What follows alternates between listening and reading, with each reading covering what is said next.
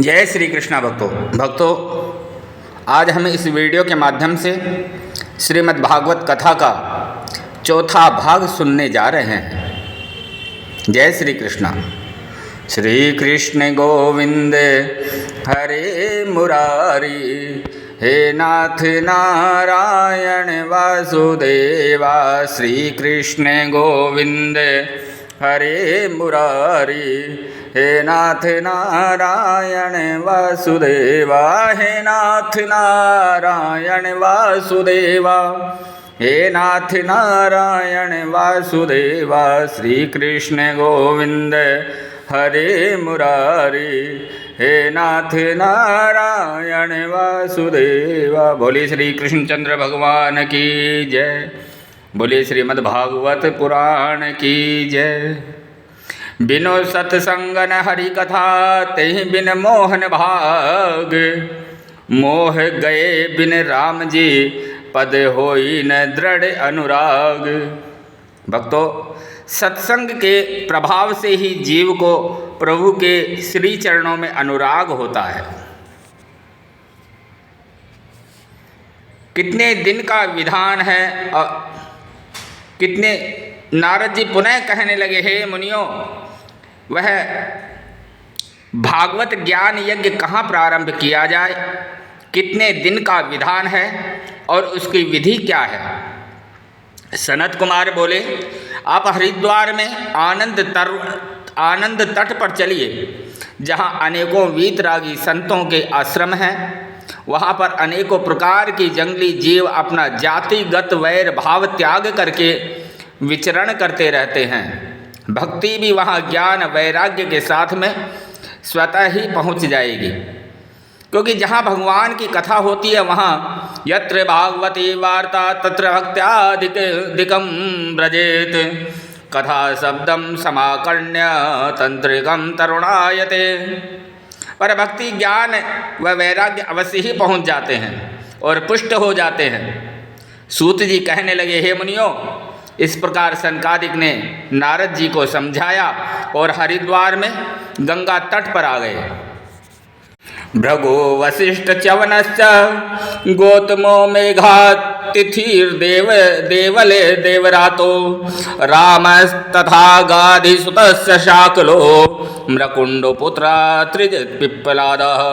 गंगाद्या सरितास्तत्र पुष्करादिसरांसि च क्षेत्राणि च दिश सर्वा दण्डकादिवेनानि च।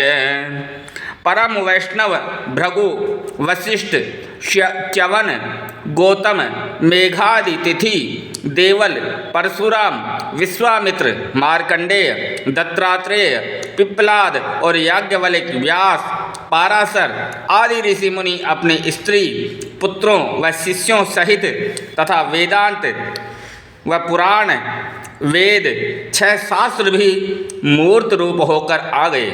सारी नदियाँ व पुष्कर आदि तीर्थ भी वहाँ उपस्थित हो गए। तब नारद जी ने उन्हें सुयोग्य आसन पर बिठाकर सनकादि मुनियों का स्वागत किया। वहाँ जय जयकार होने लगी। श्री बोलिए श्रीमद् भागवत पुराण की जय। जय और नमः शब्द गूंजने लगे और शंखों की ध्वनि होने लगी। देवता लोग पुष्पों की वर्षा करने लगे। भक्तों, तदंतर सनत कुमारों ने श्रीमद् भागवत का महत्व सुनाना प्रारंभ किया। भागवत की महिमा सुनाते हुए बोले कि इसके श्रवण से मुक्ति कर तले स्थिता मुक्ति सहज में ही प्राप्त हो जाती है। जिसके घर में भागवत के आधे श्लोक या श्लोक के एक पद का भी पाठ होता है, वहाँ राजसूय और अश्वमेघादि यज्ञ का फल प्राप्त हो जाता है। इसमें संशय नहीं है कि जो श्लोकार्धम श्लोकपादम वा पाठे भागवतम चयः नित्य पुण्यम वाप्नोति राजसूयाश्वमेधयो। यत्फलं नास्ति तपसा न योगेन समाधिना अनायासेन तत्सर्वं सप्ताह श्रवणे लभेत। तपस्या योग और समाधि से प्राप्त नहीं होता, वह श्रीमद् भागवत के श्रवण मात्र से अनायास हो जाता है, अनायास ही प्राप्त हो जाता है। यज्ञात् गर्जते सप्ताह सप्ताहो गर्जति व्रतात् तपसो गर्जति प्रोच्चय स्थितिर्था नित्य ही गर्जते। श्रीमद्भागवत यज्ञ से अधिक गरजता है, व्रत तीर्थ तथा योग से भी अधिक गरजता है। और क्या कहें हे नारद, सप्ताह सबसे अधिक गरजता है। श्रीमद्भागवत की कथा श्रवण करने से जीवों के कष्ट मिटते हैं और उन्हें शांति प्राप्त होती है। और शांति किसे प्राप्त होती है? विहाय कामायन कामान यह सर्वान् पुमाश्चरति निःस्पृह निर्ममो निहंकारः स शान्तिमधिगच्छति। जो सारी कामनाओं को त्याग कर, इच्छा रहित होकर, ममता रहित होकर और अहंकार रहित होकर विचरण करता है, उसे ही शांति प्राप्त होती है। श्री सूत जी महाराज से इस वृतांत को सुनकर शौनकादि ऋषि कहने लगे कि हे प्रभो, श्रीमद्भागवत में प्राणियों का कल्याण करने की इतनी क्षमता कैसे हुई? सूत जी कहने लगे, हे ऋषियों, एकादश स्कंध में जब श्री कृष्ण अपने गोलोक धाम को जाने लगे, तब उद्धव जी ने प्रश्न किया, हे प्रभु, अब कली का आगमन होने वाला है। कलियुग में दुष्टों का अत्याचार बढ़ेगा, अधर्मियों के अत्याचारों से त्रस्त जनता और पृथ्वी किसकी शरण जाएगी? कृपया आप अभी मत जाइए। आपके भक्त आपका वियोग कैसे सहन कर पाएंगे? उद्धव जी के ऐसे वचनों को सुनकर श्री कृष्ण भगवान ने बहुत देर तक विचार करके अपने तेज को श्रीमद्भागवत रूपी समुद्र में समाहित कर दिया। स्वकीयं यभद्वे तेजस्तच्च भागवते धात तिरोधाय प्रविष्टोयम श्रीमद्भागवतार्णवम्। सूत जी कहने लगे, इसी कारण श्रीमद्भागवत में इतनी क्षमता है। यह भगवान की शब्दमयी मूर्ति है। इसमें 12 स्कंद हैं और 18,000 श्लोक हैं। वह 335 अध्याय हैं। इस कथा के सुनने से तथा दर्शन करने से प्राणियों के सभी पाप नष्ट हो जाते हैं तथा दुख, दरिद्रता, अयोग्यता तथा अनिष्टों का निवृत्ति हो जाती है।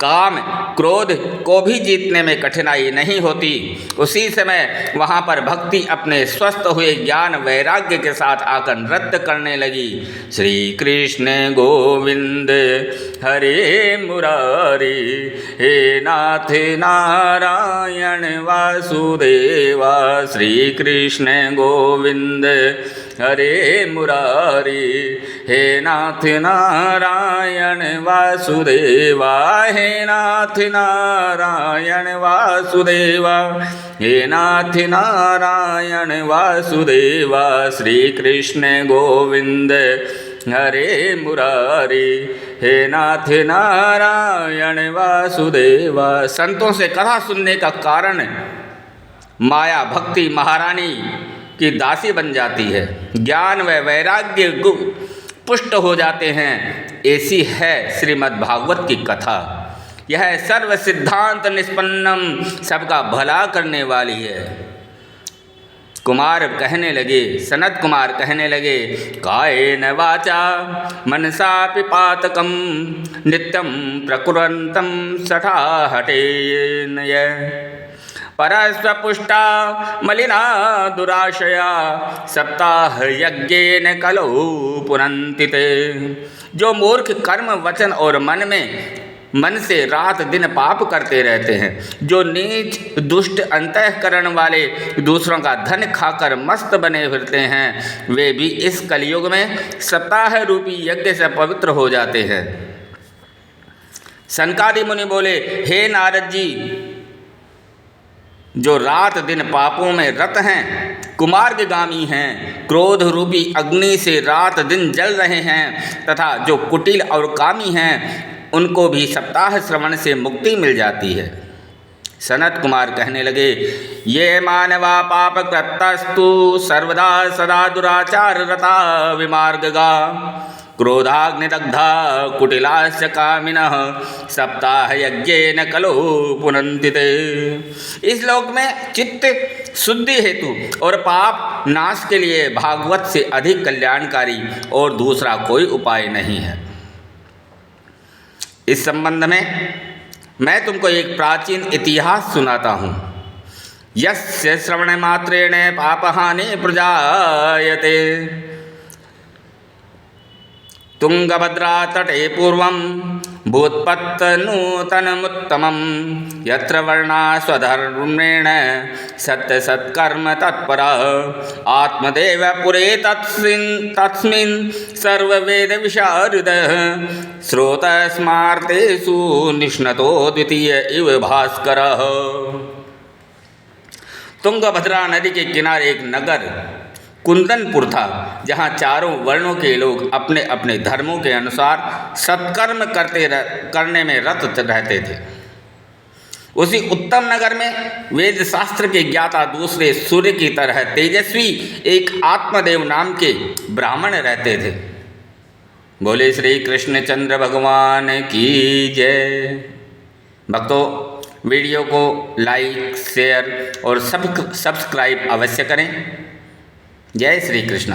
श्री कृष्ण गोविंद हरे मुरारी, हे नाथ नारायण वासुदेवा। श्री कृष्ण गोविंद हरे मुरारी, हे नाथ नारायण वासुदेवा। हे नाथ नारायण